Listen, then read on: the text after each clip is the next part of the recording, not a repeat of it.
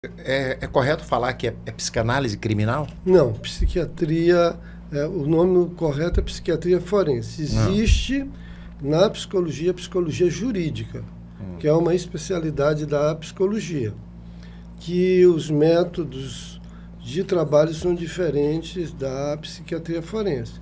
Na psicologia jurídica, eles trabalham com avaliação de personalidade do acusado, eles trabalham com testes projetivos, né, para saber até indicadores de periculosidade, risco de periculosidade. As duas coisas podem trabalhar em conjunto? Trabalham e devem trabalhar em conjunto. Mas então, o que fica com a psiquiatria criminal, assim, mais objetivamente? Porque eu acho que eu já estava confundindo. A psiquiatria, ela fica com o diagnóstico, ela é responsável pela conclusão. Todo o exame, eu vou te dar aqui um exemplo.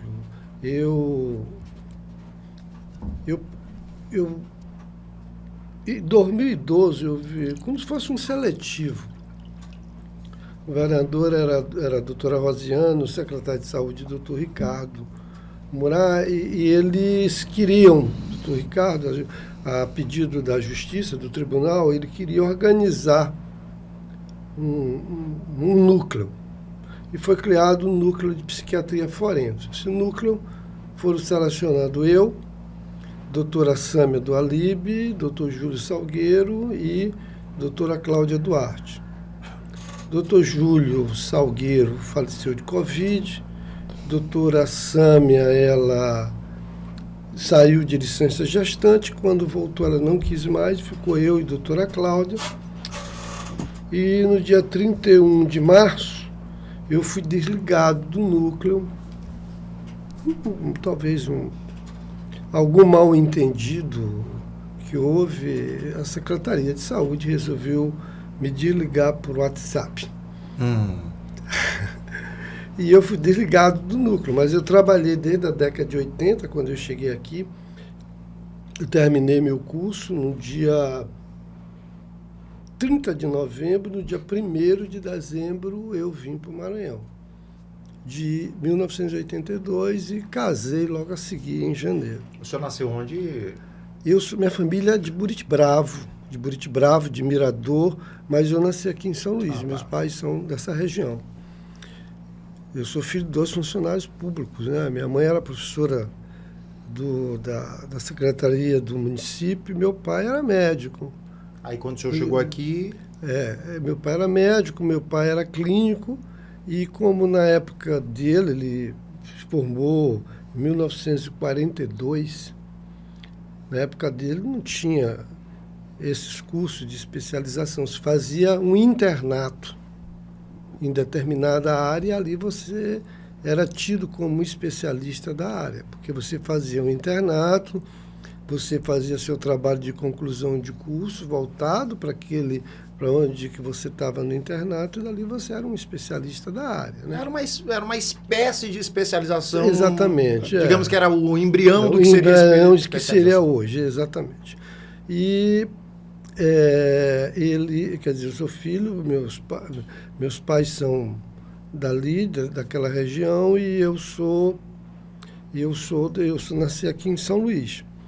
Né? Eu tinha 3 irmãos, né? Um é faleceu até no 2º mandato dele, era deputado, não sei se você conhece, Léo Franklin, da região de Imperatriz, e ele faleceu no 2º mandato dele.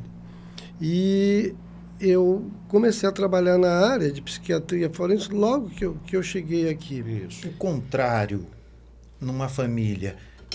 a gente falou aqui da imposição, da expectativa gerada pelos pais acerca de determinada profissão que gostaria que o filho seguisse. E o contrário, quando os pais não se importam nem um pouquinho, deixam completamente à vontade. O outro extremo, o que é pior? Sei lá. eu acho que tanto a exigência quanto a negligência, elas são prejudiciais para uma criança e para um adolescente, né? querendo ou não, eu também, assim como eu, bato muito na tecla das famílias que são muito ríspidas, muito exigentes, que ignoram completamente as vontades dos seus filhos, né? Também dar vazão a isso pode ser um pouco complicado, porque as pessoas precisam de norte. Pode ser que você não faça uma imposição do tipo assim, filho, eu não quero que você faça isso, eu quero que você faça isso, eu quero que você faça aquilo. Mas assim, filho, vamos estudar sobre os cursos? Uhum.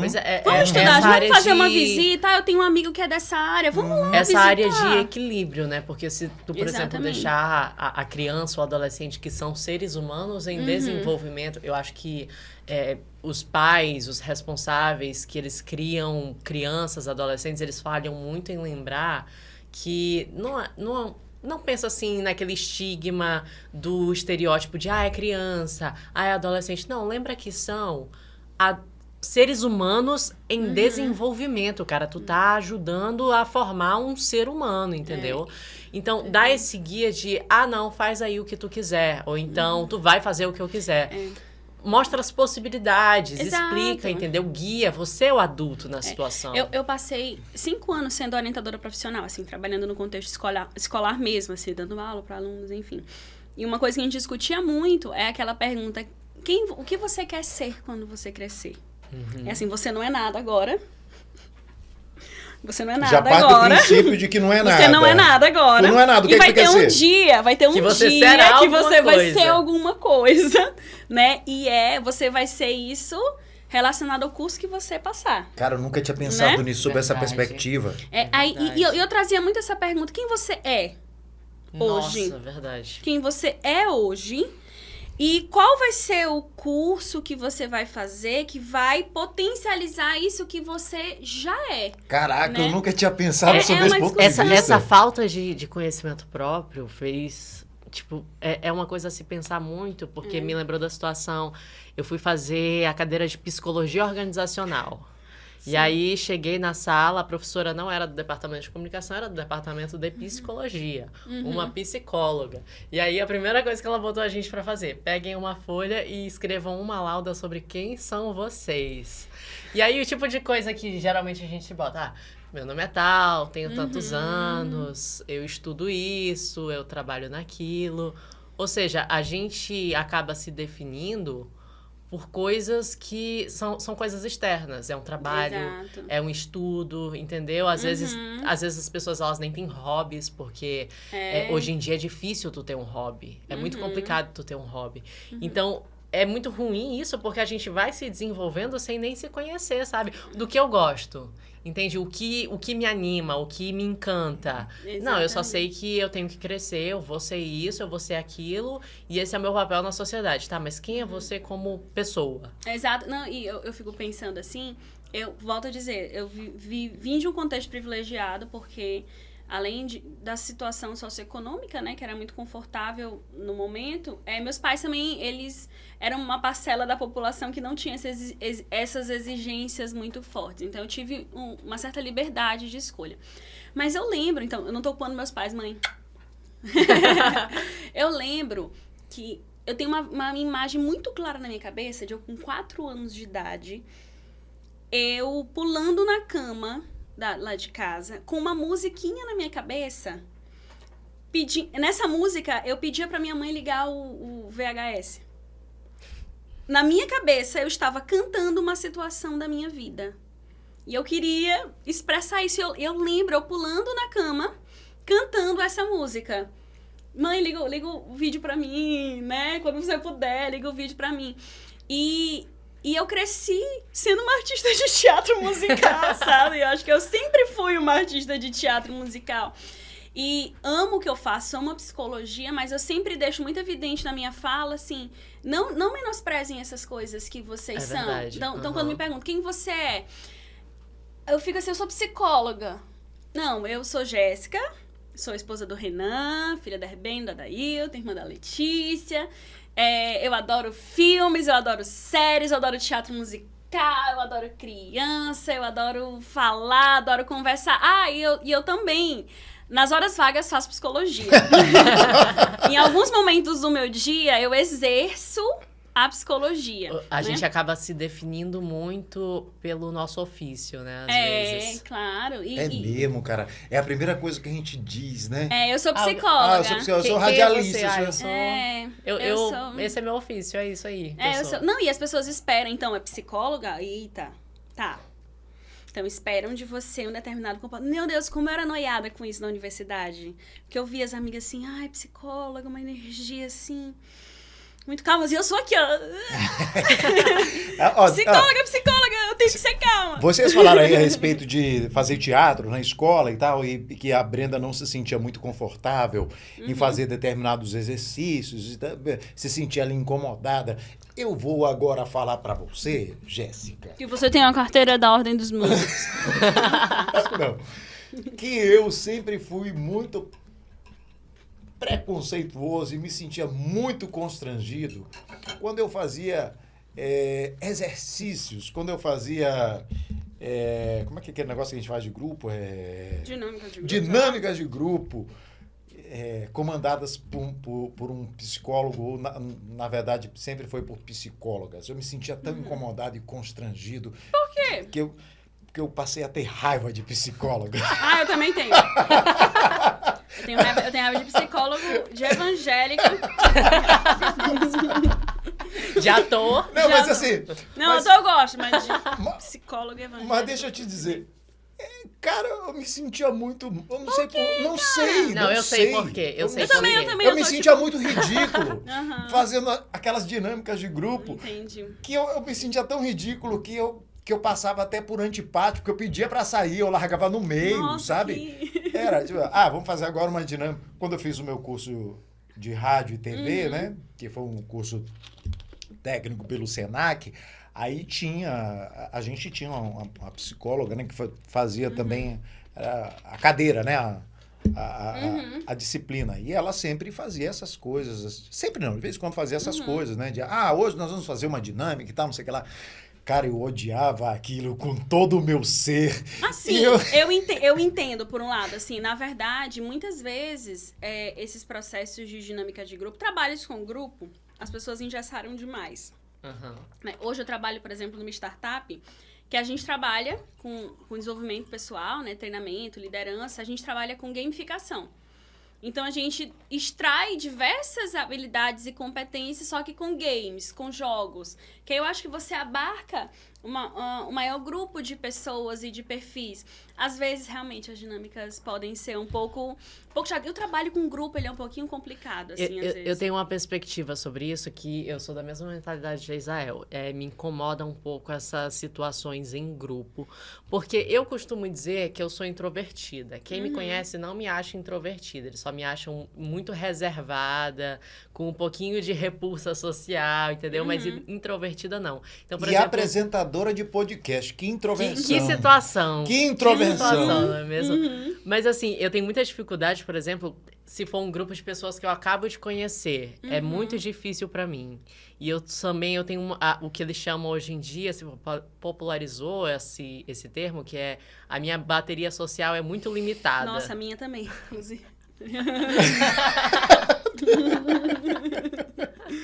Mas, e uma coisa que me incomoda, eu fui até numa palestra de soft skills no ano passado, né? Que é o que a startup onde tu trabalha trata.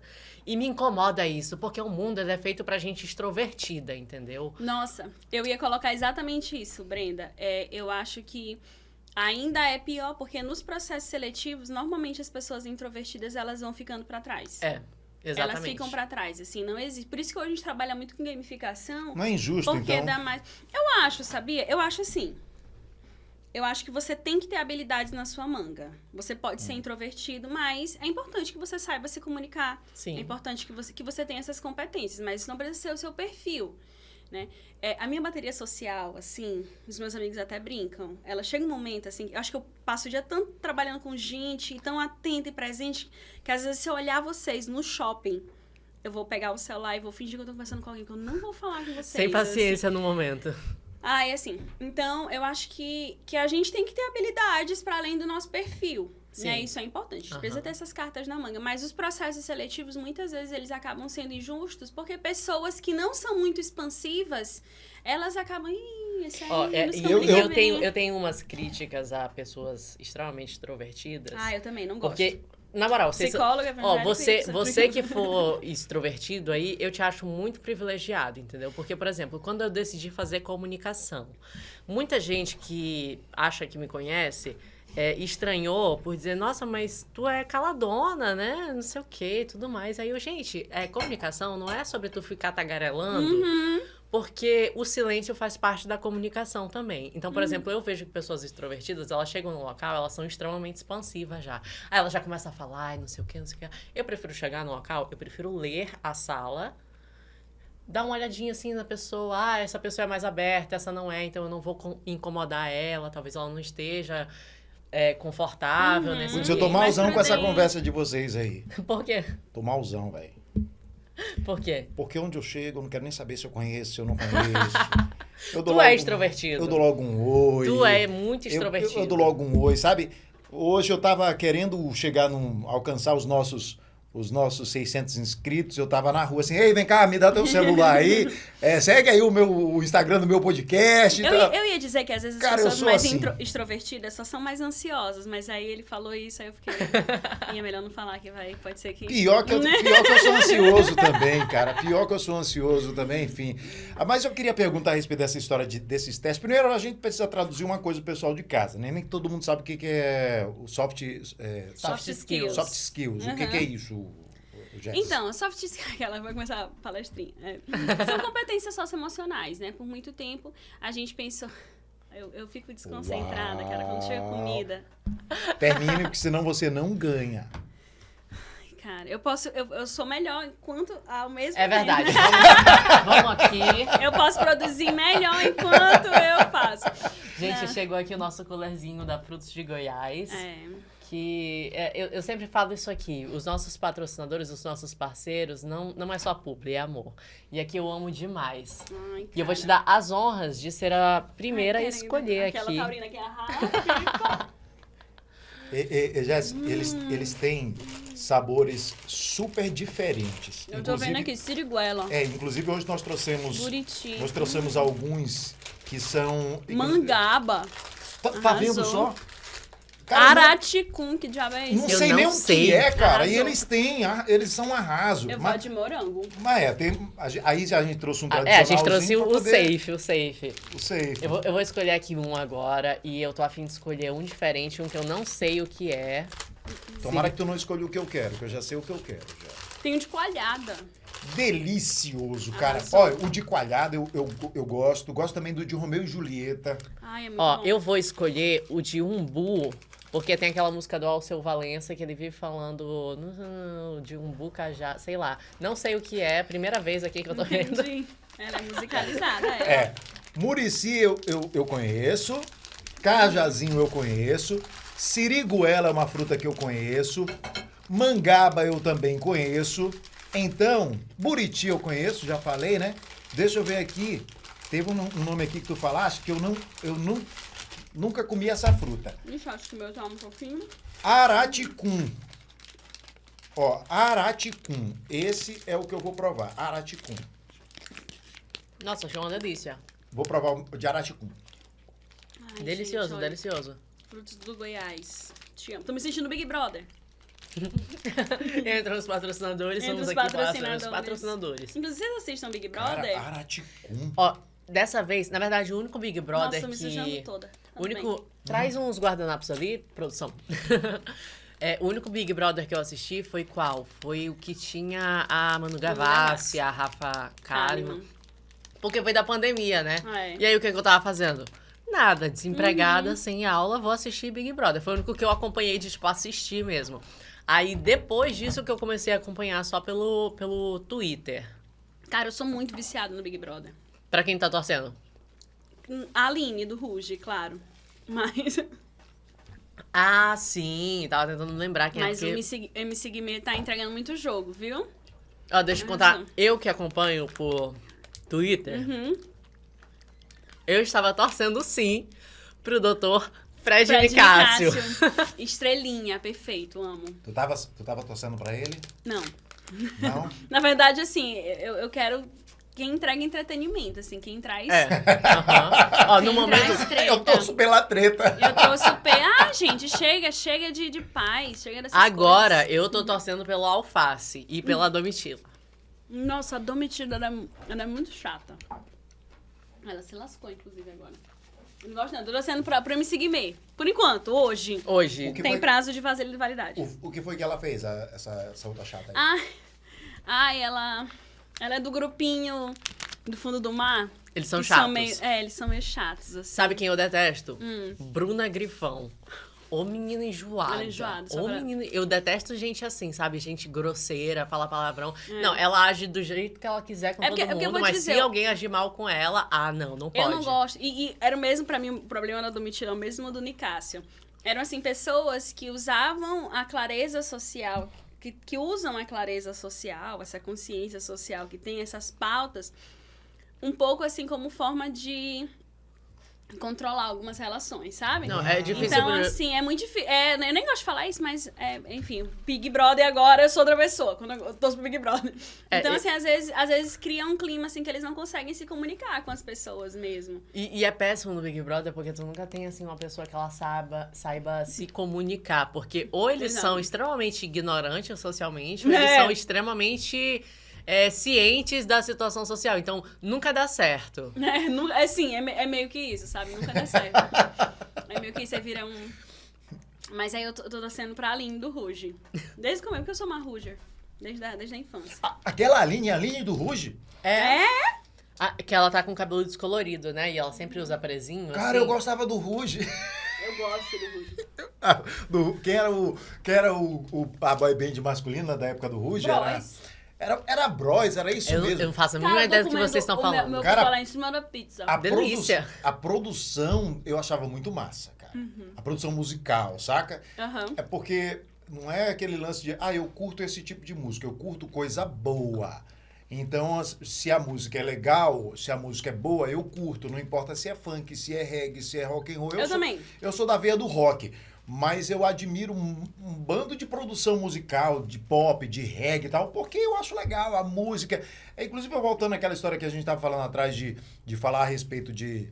porque essa música é do diabo. Cara, a música pra mim nenhuma é do diabo. A música ela é uma arte belíssima, criada por Deus. Inclusive, tem músicas mundanas, como o pessoal fala, com letras maravilhosas, que falam de amor, que falam de paixão, que falam de Deus, inclusive. E não é de ninguém de dentro da igreja, cara. Então, Não, por que isso é do diabo? E a gente tem uma referência, assim, às vezes muito internacionalizada, vamos dizer assim. Então, assim, o funk brasileiro é uma bosta, o sertanejo universitário é uma bosta, e a pessoa tá pegando como referência, sei lá, a Whitney Houston, né? São pessoas que não cantam o mesmo estilo, estão produzindo, pesquisando, estudando outras coisas, e aí ficam criticando a produção daqui, que tem a nossa cultura, que tem a nossa marca, que canta as coisas que as pessoas daqui vivem, que falam que as pessoas daqui falam. Então eu também não sou muito de criticar, não gosto de todas, mas gosto de música boa. Gosto de música boa. Ei, eu posso voltar pro assunto da psicologia? Porque eu tenho duas coisas aqui que eu queria te perguntar e eu não vou sair daqui sem te perguntar isso. Eu acho que termina o nosso tempo. E eu me matando a gente de comer. Fica à vontade. Pizza, gente, desculpa, mãe. Primeiro, psicólogo fica o tempo todo fazendo leitura dos outros? Sim. É sério mesmo? Direta. Eu só faço leitura de quem me paga. Adorei! Então, se não tá me pagando, cara, eu sou uma pessoa normal. Nem de hobby. Não, gente. Brincadeiras à parte. Claro que a nossa habilidade nos ajuda a fazer. Às vezes Assim é como- subconsciente, não é? Não, e assim, eu nem só inconsciente, assim, mas, por exemplo, cada um dentro da sua área consegue avaliar a partir do seu, da perspectiva que você foi mais treinado. Então, eu não vou dizer assim, que eu não consigo, obviamente, fazer uma leitura de uma situação, opinar sobre uma coisa, mas, gente, muito chato psicólogo palestrinha, cara. Não é? Então, eu falo assim, se não você tá me pagando, aí eu... Não, mas eu falo até pelo Não me inconsciente, cancele. porque, por exemplo, eu saio pra assistir um filme com os meus amigos, né?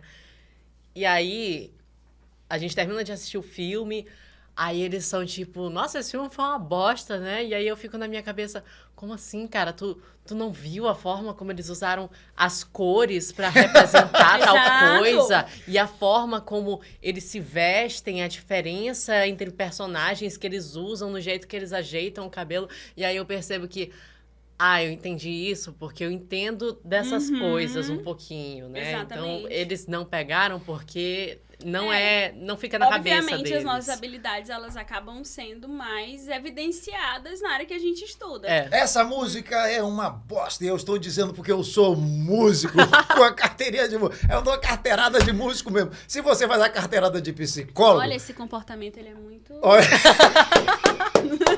Adorei. O que vocês acham? Coloca aí nos comentários. O que vocês estão achando dessa carteira de música? Olha, eu posso lhe dizer que todos os grandes crimes que tiveram em São Luís, todos no Maranhão, todos, de grande repercussão na mídia, de grande repercussão, vamos dizer, no meio judiciário, todos passaram pela minha mão, sem nenhuma exceção.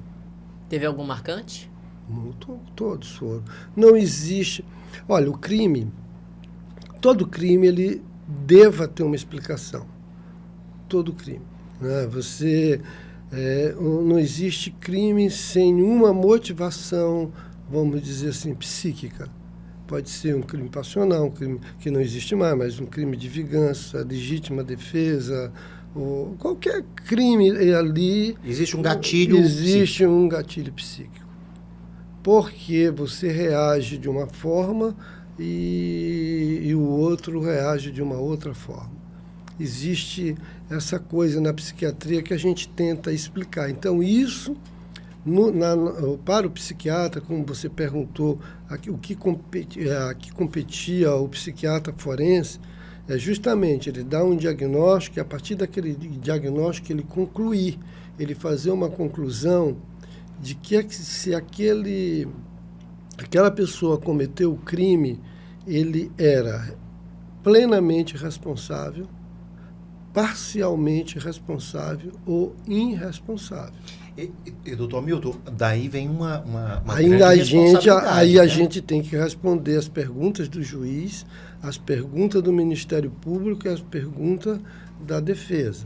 Ou seja, aquela palavrinha inimputável, o psiquiatra ele pode se responsabilizar por dar esse diagnóstico, né? Se a pessoa ela pode ser imputado a culpa do crime, ou se a condição psíquica ou psiquiátrica dela a exime, entre aspas, de culpabilidade. Porque quando é assim, há outros meios de punição, né? Eu não sei se a palavra seria essa. Deixa eu só...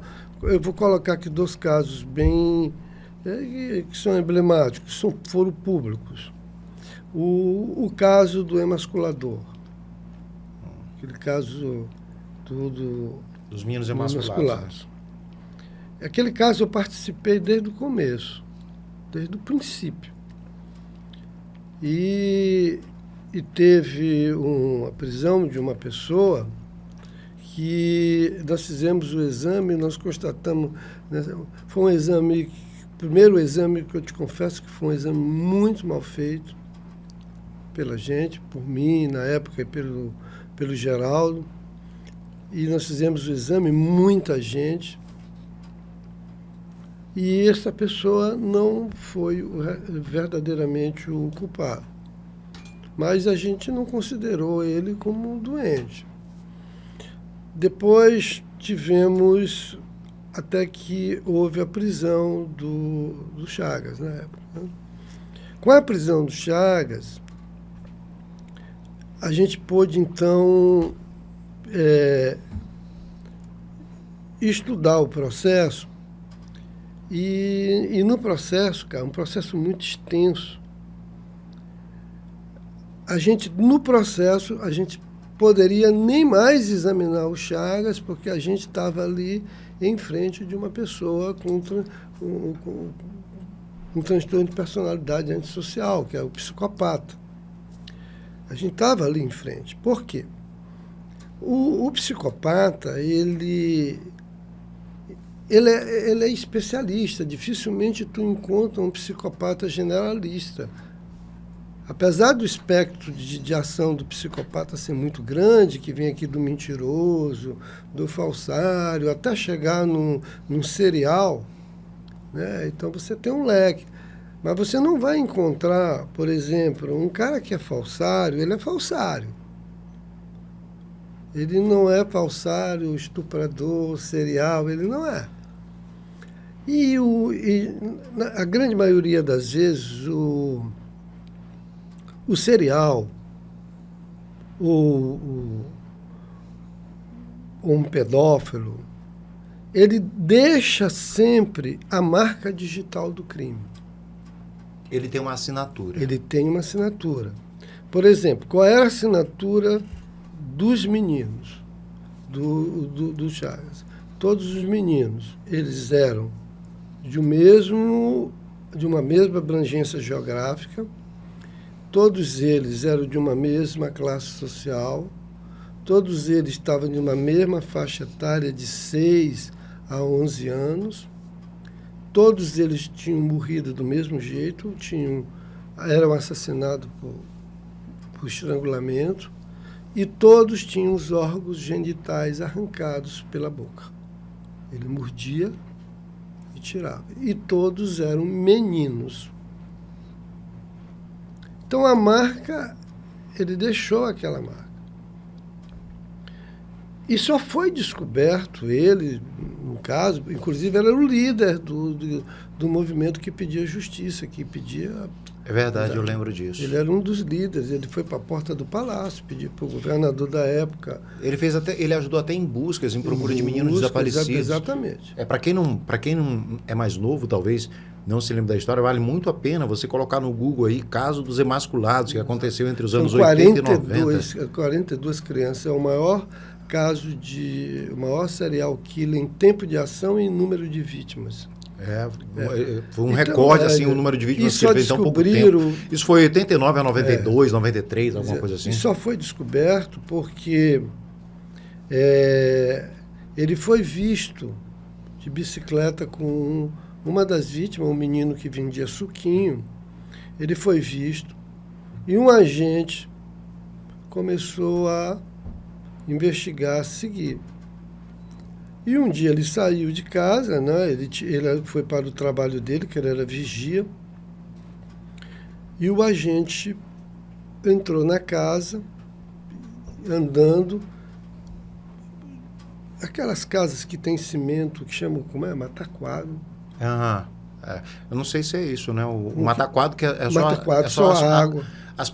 Botam as pedras e botam uma água de cimento por água cima. De cimento, isso. É isso.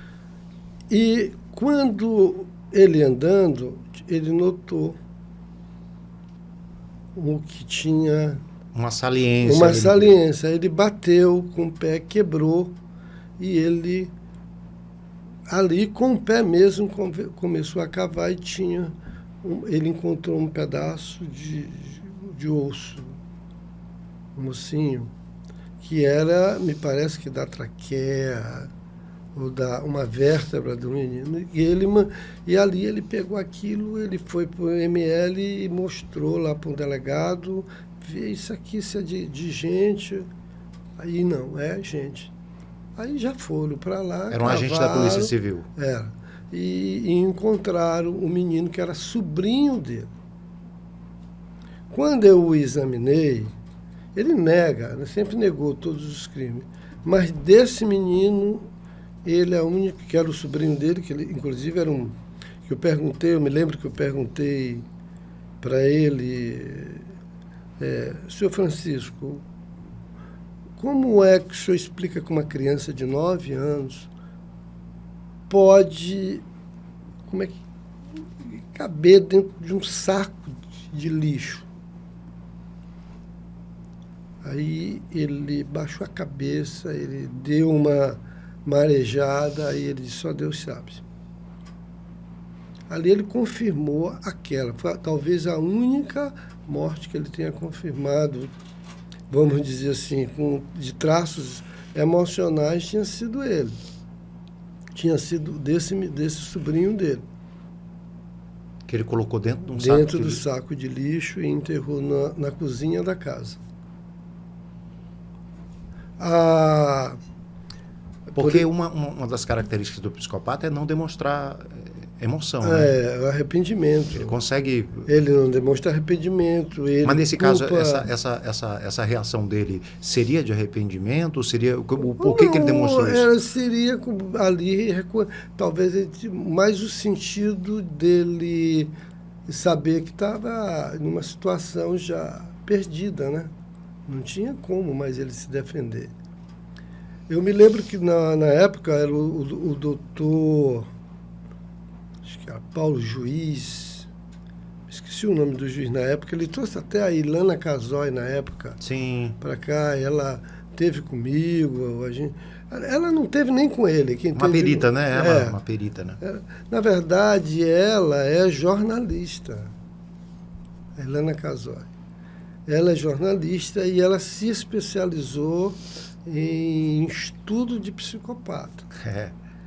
E ela tem um livro muito interessante chamado De Mentes Perigosas, que é um livro muito bom dela. Eu lembro que todo mundo falava da presença dela aqui. Eu devia ter uns 13, 14 anos de idade.